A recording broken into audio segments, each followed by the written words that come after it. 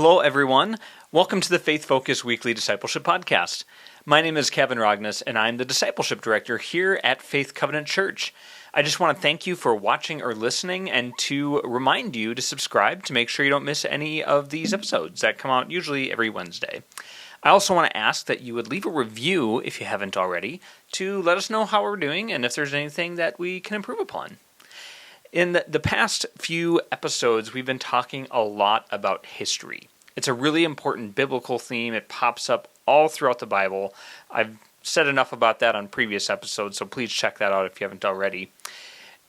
Last week, we began a series of episodes that focus on church history, kind of starting from the time of the end of Scripture in the New Testament up until today. That's very ambitious. That's about 2,000 years of history to cover. So, again, it's very much a summary. The resource that I'm using to talk through this is a pair of books called The Story of Christianity by Justo L. Gonzalez. This is a series of books that I read in seminary for my history class, and it was super interesting. And it's a summary, and so I'm summarizing a summary. So there's so much depth that you could go into, so I encourage you to do that if you're interested in learning more. Last week we talked about the first 3 centuries of the early church, kind of right after the time of the death and resurrection of Christ, up until roughly the year 300, which is the beginning of the 4th century. At that point, a guy named Constantinople came on the scene, and so he's kind of the big character that we're talking about today. So the period of time that we're talking about is kind of this transition from the church kind of being persecuted in the first 3 centuries of its existence to a change where the church is now kind of aligned with political power in a really big way. So it's a really significant transition that happened, so there's kind of a lot to talk about. So this era that we're going to be talking about today is roughly from the year 300 to the year 450, so basically mostly in the 4th century and into the beginning of the 5th century. So to do that, we really have to talk a lot about Constantine. He's a really important character. People talk a lot about his conversion to Christianity, and people debate how sincere his conversion is, but really the sincerity of his conversion is not what's most important about his story. What's more important is the impact of his conversion and the fact that he was a political leader in power that had Christian leanings and some sort of Christianity. So we have to first understand a bit about who Constantine was. So before he took over the entirety of the Roman Empire, as it was at the time, he first built his power base further north of the empire, kind of in the regions of Great Britain and Gaul, a region known as Gaul at the time, Gaul. Gaul basically comprises of modern-day France, Belgium, Luxembourg, parts of Switzerland and Germany, the Netherlands, and northern Italy. So kind of that northwestern European area is where he kind of built up his power initially. He was always a very astute politician. He always knew what to say. He rarely took on more than one person at a time. He was always careful about not taxing people too much to make them revolt against him. He always kind of taxed them just enough. So he was very careful and very astute in that respect. Initially, he took over the western part of the Roman Empire, so what we now know as Western Europe, like Rome and such. He took over Rome by the year 312. And he eventually took over the rest of the empire, the eastern portion, so extending over to Turkey and modern-day Israel and Palestine and some of those areas by the year 324. So he came into the first half of the Roman Empire, took that over by 312, the rest of it by 324. So he took his time doing that. And then he lived until the year 337. So he was in power over the entirety of the empire for about 13 years, but more like 24 for the earliest half of the empire. As his army was advancing on the eastern portions of the empire, they began wearing Christian symbolism on like their shields and their flags and banners and those kinds of things. And that was really a major first for Christianity. It was kind of the first time that a major political power used Christian imagery as part of legitimizing their claims. And so it was a very significant turning point. So quite similar to previous Roman emperors of the Roman Empire, Constantine really, really wanted to bring the Roman Empire back to kind of its glory days. It had been in some decline, and so he was like, let's bring it back in a big way. Other emperors had wanted to do that as well. Constantine was different in that previous emperors had kind of tried to get the people to revert back to more pagan worship of the Roman gods. Constantine decided, no, we're going to do this by looking into Christianity. And so it wasn't like the entire Roman Empire suddenly converted to Christianity. Constantine did not make Christianity the official religion by any means, but he did kind of bring an official end to persecution of Christians, which in itself was huge. And he also started enacting some statutes that changed things for Christians and was more favorable towards Christians. So he began a process of making things much, much, much more favorable for Christians throughout the empire. He also changed the capital empire. Up until that point, Rome had been the capital, but when he took over the eastern part, he set up his capital in a city called Byzantium. Byzantium was then renamed Constantinople after him. And when he took over there, he took a lot of the statues from the pagan temples and moved them to public bathhouses and public places. And it was really interesting because it really reduced the kind of splendor of the pagan temples and made it look really second class compared to some of the Christian churches that were starting to be built. And then Constantinople is the city that we know today as Istanbul in modern-day Turkey. That kind of straddles that line between Europe and Eastern Europe and Asia. It kind of straddles both continents a little bit. So relocating the capital from Rome to Byzantium, now in this history at this point now called Constantinople, had a lot of big consequences. Later on, the western portions of the empire were kind of overrun, but the eastern part of the empire kind of stayed safe in Constantinople, and that area kind of became known later as the Byzantine Empire, which we'll talk a little bit more about at the end of this episode. So, at the time, a lot of people really thought that Constantine's conversion to Christianity was like the apex of Christianity. They thought this was like the culmination of Christian history. When this was going on, it wasn't necessarily a power grab for him. Some people do think that he was sincere about his faith, although it doesn't seem that he always understood the Christian faith very well. And he still, from what we know, did occasionally offer worship to certain pagan gods. So he was kind of straddling this line between Christianity, which he seemed to somewhat sincerely believe, but he also kind of was dipping his toes in the water of pagan worship. So whether or not he was completely following Jesus is not really known, but it was kind of an interesting mix that he was in.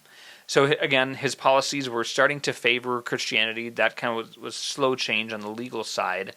And paganism was still technically the official religion of the empire. It wasn't until an emperor named Gratian came along in the year 382, about 45 years after Constantine, that paganism stopped receiving financial support from the empire. And then in 392, 10 years after that, pagan worship was forbidden. So it took 45 to 55 years for paganism to really go kind of on an official level to be on the outs in the Roman Empire. So this led to some interesting consequences overall. Church bishops started to gain political power for the first time. And sometimes they used this new power to occasionally violently oppose paganism, as had been done to many Christians by pagans previously. So the scripts were kind of being flipped in a lot of ways. One more thing about Constantine that was interesting was that when he died, the Roman Senate made him a pagan god, but the Eastern Church made him a Christian saint. So it was really this kind of nebulous, it was a really strange line that he was walking between the two religions. Anyway, continuing back more into Christian life after the church began to gain more political power. At the time, conversion to Christianity was no longer seen as dramatic or fateful anymore because it wasn't necessarily a life and death choice as it kind of had been at different times. There were some ebbs and flows in the first 3 centuries. So conversion was no longer quite as dramatic as it had been. Church buildings also became a lot more elaborate as the church became wealthier. It was more likely that wealthier people were starting to convert to Christianity, and so the church became wealthier, and so the churches got bigger in size, which was sometimes just a very practical thing to accommodate the larger crowds, but they were also becoming much more ornate. During this time period, we also start to see the basic layout of what is now known among many Orthodox or Catholic churches today as a very basic floor plan of like a very long, narrow sanctuary area called a nave with kind of the altar at the front and then a couple side areas called transepts and then the back choir area. So kind of a large cross-shaped floor plan, which became very popular and was kind of the standard for well over 1,000 years. Some churches today are still being built that way, and a lot of cathedrals that you'll see, like in Europe or other areas, will kind of follow that floor plan. Also during this time, the time kind of required for baptism greatly diminished. In the first 3 centuries of Christianity, there was a long training process for men and women who wanted to be baptized. In the first 3 centuries, the church was really focused on, if you want to convert and if you want to be baptized, here's a long process to make sure that you really understand the faith and that you're well trained in it. Once Christianity kind of became acceptable on a political level, and there was that change, that time drastically went down because there were just so many people wanting to be baptized. So it went from a situation where it was a long training thing to make sure people understood the faith to suddenly people just being able to be baptized with almost no training. And there were some people who were being baptized more just for show without necessarily really understanding what it was all about. During this season, we also get Helena, who was Constantine's mother. She was a Christian, and she toured a lot of the Holy Land sites that were known at the time, and so she started building churches at some of these Holy Land sites. So at the site that was, at the time, 300 years afterwards, at the time the site that was believed to be where Jesus had been born, the site of the Nativity, she had a church built there, and multiple churches have been built on those same foundations and still stand today. Also built churches at places like the Mount of Olives and over where the Church of the Holy Sepulchre, which is where maybe the original tomb of Christ and the original site of the crucifixion were. The churches that stand in those locations today are not the churches that she built. They're later iterations on the same location. So that was something that we're still kind of seeing happen today. Many Christians at this time were very thankful for this transition from being persecuted to being not only tolerated, but accepted and encouraged to be Christians. A lot of Christians were very excited about this, and so they responded very positively to Constantine. Other Christians were a lot more cynical, and they began to see concern with the church and the state starting to mix too much. They were concerned about the church becoming too wealthy and too powerful because they felt that the church was now becoming inappropriately aligned with money and power, and they saw a lot of potential for problems there. So all of this was a huge transition, and the effects played out for several centuries. Many people today still argue that we're still today, like 1700 years later, still living in a Constantinian era, in the sense that in much of the world, the church is still very powerful and has a lot of connections with state power, whatever country that may be in. So some historians argue that this is now changing because a lot of countries are moving away from those direct connections to Christianity. And so it's just, depending on who you talk to as a historian, their perspectives will kind of vary from that. So the next thing I want to mention is a fellow by the name of Eusebius, and it's kind of a random name, and he was just kind of an interesting character. He was this brilliant, well-educated Christian scholar that was highly regarded during his time. He was born in 260. He originally lived in Caesarea, which is in modern-day Israel, and what's interesting about him is that he kind of exemplifies a lot of these changes that were happening during the reign of Constantine, and he was one of the ones that put some of these things into writing, and that's kind of what he's known for today. So his whole idea at the time was that Christianity is basically the culmination of human history. All of human history has led up to Christianity coming into political power. And Constantine, in Eusebius's view, was basically proof of that, because Constantine was revitalizing the empire in a Christian way, supposedly. We already talked about how Constantine was kind of also doing some pagan worship stuff, but in Eusebius's eyes, Constantine was really kind of like the big deal and was really bringing the church into the fore in a way that Eusebius really appreciated.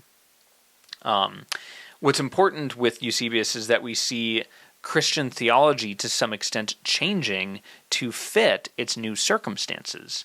And sometimes this led to abandoning some of the traditional themes of Christianity to that point. So a couple examples of this. Up to this point, Christianity had really strongly been viewed as good news for the poor, which is what Jesus said. Jesus said, "My message is good news for the poor." However, with this shift in power, the Christian church was suddenly becoming very wealthy, and it seemed to many like the poor, the focus and the care for the poor, was being left behind, and some people really thought that that was problematic. Eusebius was also very excited about the beautiful, ornate, expensive church buildings, and he kind of was really a champion of that. And there was also a developing new kind of clerical aristocracy. So the bishops were kind of becoming the new aristocrats. And Eusebius liked this, but a lot of people didn't. A lot of Christians were kind of not rebelling, but they were kind of pushing back against that and seeing that the leadership of the church was starting to kind of get away from the people. It was just kind of becoming like this power structure that mirrored imperial power structures of just like kind of hereditary power, and just one person kind of designates the next person who designates the next person. Some people were concerned about that. Eusebius liked it. And then the last example of this is that Eusebius was kind of saying that, or prior to this point, or prior to when Constantine came to power, a lot of Christians saw the reign of God of something that was going to be coming in the future, that Jesus was going to bring back. And that's kind of the attitude a lot of Christians have today.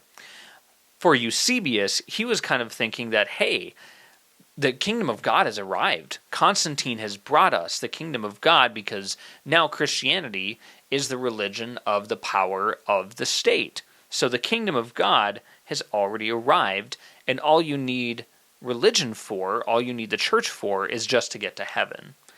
So that was Eusebius's idea. That idea generally now very much disregarded. We see now that these kingdoms did not last, and so they could not be the kingdom of God. But that was kind of his idea. Now, he was just the person that was writing these ideas down. He wasn't necessarily the first to think of these. A lot of people were also saying similar things. However, the fact that he wrote them down is important because it helped us understand those perspectives from that time frame, and a lot of those perspectives have kind of persisted in different ways. So as different empires or kingdoms or nations have come into power, they have sometimes have had similar attitudes of, oh, this is very similar to the kingdom of God. So sometimes in American history, some people take a perspective that America is particularly blessed by God because it was arguably founded by some Christian founders. So the perspectives that Eusebius wrote about have been very influential throughout 1,700 years worth of history in the time since then. So a lot of people reacted in a lot of different ways, kind of like I said. One of the big reactions to Constantine coming into power and Christianity kind of coming into power alongside him was that monasticism suddenly flourished. Monasticism is kind of where the word monk comes from. So monk comes from a Greek word, monakos, which means solitary. And so a lot of Christians began to be very wary of Christianity's new privilege and power and wealth in the empire. And some Christians, kind of like I was saying earlier, saw it as watering down the faith, which had kind of happened during those periods of peace during the first 3 centuries. So some of these folks that were concerned about this just said, I'm out, I'm getting away from this, and they went out to the desert in Egypt and kind of just sat alone and kind of trained their mind, body, and spirit in the Christian traditions, in scriptures, and just really intensely focusing on God. Some of these folks did that as solitary monks. They just kind of went and they were a hermit in some ways. Others did monastic life in communities as nuns for women or as monks for men. And obviously we have seen monastic orders persist for thousands of years since then. And today the effects of that are still being felt. Monastic orders started a lot of the hospitals and charities that are doing so much work around the world. This is kind of where some of those traditions began. Some monasticism had existed previously prior to this, but as Constantine brought Christianity kind of alongside power, there was kind of a reaction against that in some ways, and so a lot of people started joining monastic life in a really intense way. It initially flourished and kind of got its start in the Egyptian desert. It was very austere and very spare, and just you could really focus. But monastic orders soon popped up all throughout the empire. Kind of just anywhere that people were interested in that. So sometimes there were tensions between the monastic orders, between monks or nuns, and more hierarchical church structures during this time. Some monks kind of felt that they were kind of the true protectors of the faith because the bishops had gotten too close to power, and so they were kind of maybe drunk on power and getting too involved in political intrigue and stuff. And so some of these leaders of monastic orders kind of thought that they were the true standard bearers of the faith. So that sometimes began to cause some tensions that were very, very real at the time. Another thing that came up during this time was something called the Arian controversy, and we're not going to go too deeply into that, but prior to Constantine, when there had been theological disagreements, like we talked about last week with Gnosticism or Marcionism, those issues were usually eventually resolved, but it took a long time and it just took a lot of discussion, debate, and eventually a consensus would emerge. Well, when this was happening in the Roman Empire after Constantine had kind of taken into place, Constantine didn't want to wait around for some of these issues to be resolved because some of these issues were causing political strife.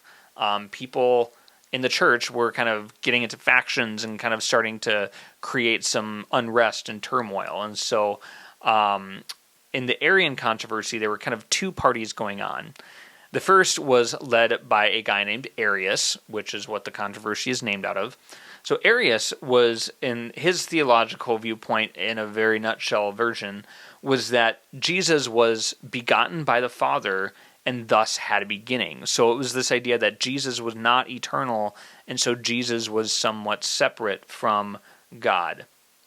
The strength of this idea was that it was very focused on a monotheistic understanding, like there's just one God. But the weakness was that it kind of was seen by many as decreasing the divinity of Christ. Against Arius, in the Arian controversy, was a guy named Athanasius, and he believed that Jesus was always equally divine, was eternal, had existed alongside the Father, and simply came to earth as a human, having previously and eternally existed. So these two parties were kind of starting to kind of cause tension, and so Constantine was like, nope, we're not doing that.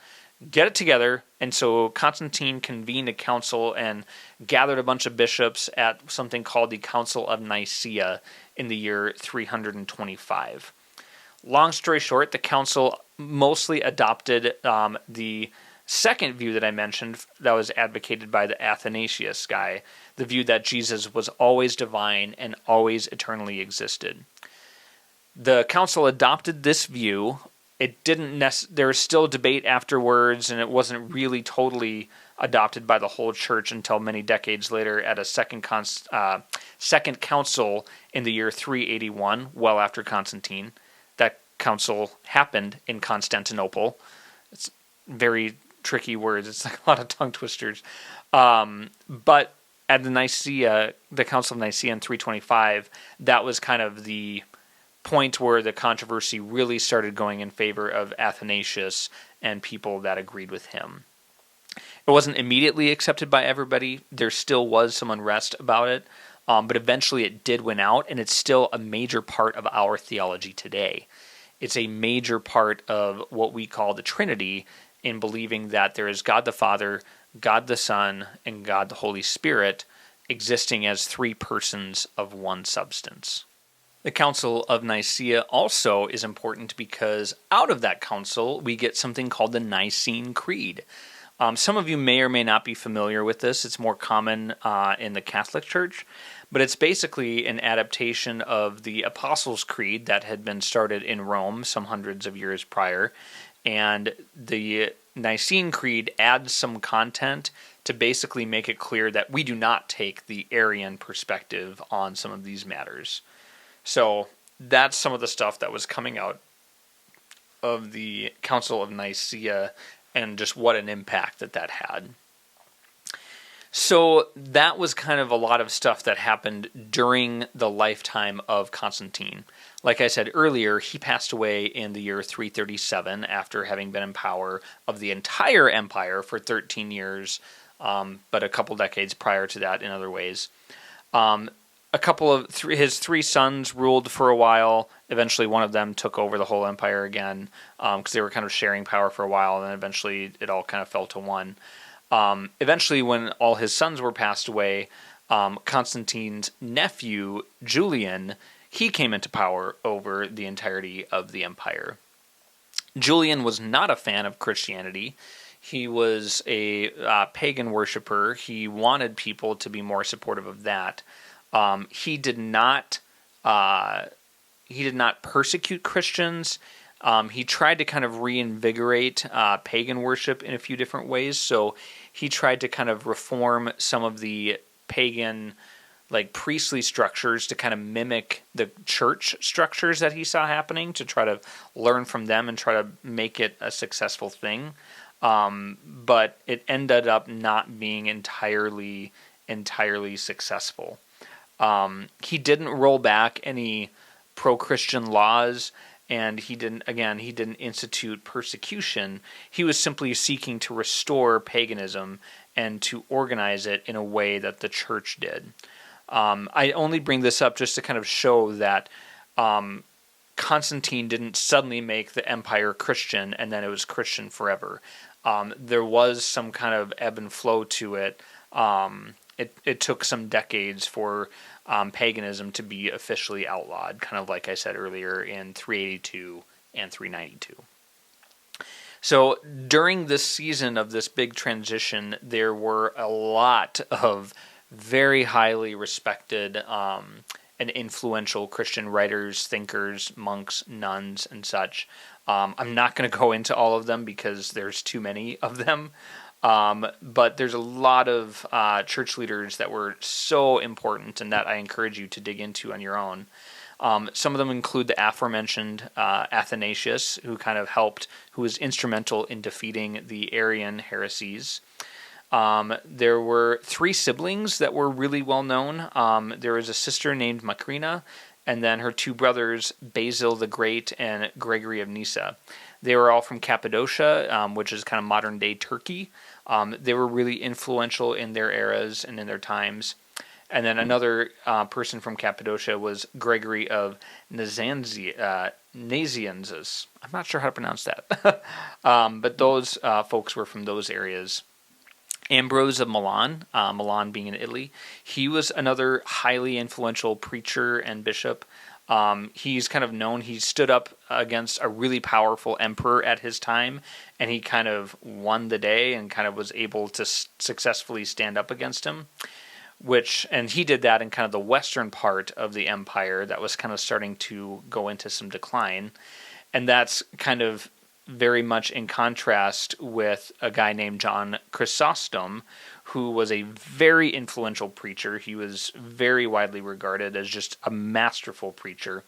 He also stood up to a weak emperor in the eastern part of the empire in Constantinople, and that emperor was really weak, and John Chrysostom did not successfully stand up, and he got banished. He got kicked out of the area. And so after kind of these 2 characters, Ambrose and John, there was kind of a divide of the empires, not because of them, it was unrelated to them. But the western part of the empire that stayed known as the Roman Empire, that was a Latin-speaking church, and there the Latin-speaking church grew in power, which we'll talk about in a moment. And then the eastern part, the Greek-speaking part, they kind of stayed anchored in Constantinople for like another 1,000 years. Another really important church leader at the time was a scholar named Jerome. He was a really interesting character and extremely influential for centuries afterwards. What he did that was so influential was translate the Bible into Latin.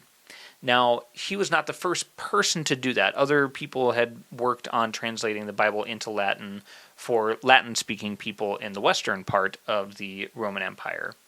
What's interesting about Jerome is that he translated the Old Testament directly from Hebrew, the original language of the Old Testament, into Latin. Previous translators had translated the Septuagint, or that the Greek translation of the Hebrew, into Latin. So, another way of saying it, previous translators had translated Hebrew to Greek, which was known as the Septuagint, and then to Latin. Jerome just translated directly from the Hebrew to Latin. That was a controversial choice at the time because a lot of people thought that the Greek translation of the original Hebrew text was just as inspired by God, and some people had such high regard for the Greek translation of the Old Testament that Jerome kind of ruffled some feathers with that. But the overall translation of the entire Bible that Jerome put together became known as the Vulgate, and that kind of became the standard Latin Bible for centuries to come. A lot of other people that translated the Bible into other languages translated directly from Jerome's Latin. So it became extremely, extremely influential for centuries to come, and is still used in some parts of the world today. Another person was St. Augustine, sometimes also pronounced as Augustine, of Hippo. He was from a town called Hippo. And he was a very highly regarded monk. He wasn't always. He had some kind of like wandering, rebellious years in his youth that he wrote about a lot. But he eventually became a Christian, which his mother had like desperately prayed for many, many years. And he's a highly regarded scholar. His autobiography is called Confessions. A lot of people still read it today and are deeply influenced by it. He wrote extensively about free will and how important free will was and how we have choices. God is sovereign, God is in control, yes, but we as humans still have choices. We have free will, and that gives us a lot of responsibility. So that was very influential, his discussion on free will. He also did a lot to kind of address various heresies that were going on at the time and other religions that were starting to kind of rise up. He was one of the great writers in kind of combating some of those things. He also came up with what is known today as just war theory. So within Christianity, some people argue for pacifism, for nonviolence. Others say there are times when war is necessary and potentially just. And that kind of stems back to Augustine. And what he said, he kind of had three criterias for a war to be just. He said that it has to be truly about justice, about righting a wrong of some sort. So it can't just be a power grab. It can't just be, oh, I want that natural resource, I want that power, I want that land, I'm going to take it. That is not a criteria for a just war. He also said that a just war has to be waged by a proper authority, so a true government of a true nation of some sort. That means that there's kind of like no personal vendettas, so this particular army general can't just rise up and say, oh, I'm going to go fight this war because I'm angry. It has to be the true governing proper authority. And then the last criteria is that it still has to have love as a motive, even though violence is involved. So it has to be done out of love for protecting a group of people or righting a particular wrong, a war of defense, those kinds of things. So Augustine was extremely influential. People are still talking about him today in a lot of ways. This is just a very, very shallow treatment of these particular people. There's so much that can be learned from them, so I encourage you to do that. We're just trying to keep it at a very high-level summary right now. So, thus far, all of the discussion of these last two episodes have really focused on Christianity within the Roman Empire itself. However, Christianity was spreading beyond the borders of the Roman Empire. Absolutely. So the Christianity strains that developed within the Roman Empire are still going today, and it's the Christianity that is still going today from the Roman Empire include a lot of Protestant traditions, including what Faith Covenants is a part of, and then like the current Catholic Church and the current Eastern Orthodox traditions as well. However, like I said, Christianity was spreading well beyond those areas to places like modern-day Armenia, Egypt, India, Iran, Saudi Arabia, Germany, Ireland. So it was reaching very, very far and going a long, long ways and developing new traditions in various places it went to. So I kind of started alluding to some of these things, but in the decades after Constantine, towards the end of the 4th century, so the late 300s, the Roman Empire was starting to really face a lot of tension. At that point, the Roman Empire basically encompassed everywhere surrounding the Mediterranean Sea. So northern Africa into Egypt, Israel, Turkey, and then much of like southern Europe and into Western Europe as well. Over time, by the end of the 4th century, so the late 300s and into the 400s, the western part of the empire So like Western Europe, Italy, what is modern day Italy, France, Germany, that area just started kind of falling into violence. Germanic tribes from northern Germany and some of those areas, they started invading beyond the previously established borders at the Rhine and Danube rivers, and they started making invasions of like Rome and some of those places as well. And so at that point, the Roman Empire kind of split into two. The western part of the Roman Empire just kind of crumbled, and it was just kind of a mess and like not a lot of consolidated political power for like the next 1,000 years. So in the western area, mainly Europe, the Roman Empire basically just ceased to exist, and it was just kind of a lawless area. To some extent, the church, the Latin-speaking part of the church in the West, kind of stepped into that void to an extent and provided some semblance of community and continuity and some political power and some organization, but it wasn't consistent, and it was just a really strange period known as the medieval era, which we'll talk about next week. Meanwhile, the eastern part of the empire, kind of like Turkey and on that kind of area, they stayed together for like another 1,000 years. That empire kind of became known as the Byzantine Empire, taking its name from the city Byzantium, which had been renamed Constantinople and is now Istanbul. So the eastern part, again, stayed together for 1,000 years, known as the Byzantine Empire. And yeah, they continued, and Christianity continued to flourish in both areas. But when this kind of power, when the western part collapsed, there was a little bit more of a separation that kind of started to take hold. Latin speaking in the West, Greek speaking in the East, and different traditions started to really kind of take hold. So next week, like I said, we'll talk more about the medieval era of the church. Really interesting stuff going on there in the Middle Ages, and I'm just hopeful that you are learning a lot from this and excited to learn more. Like I said earlier, please make sure you're subscribing and leaving a review so we can know how we're doing. If you have any questions, my email address is listed in the episode show notes at the bottom, so check that out if you need that. Thank you so much for watching or listening, and I hope you have a wonderful and blessed day.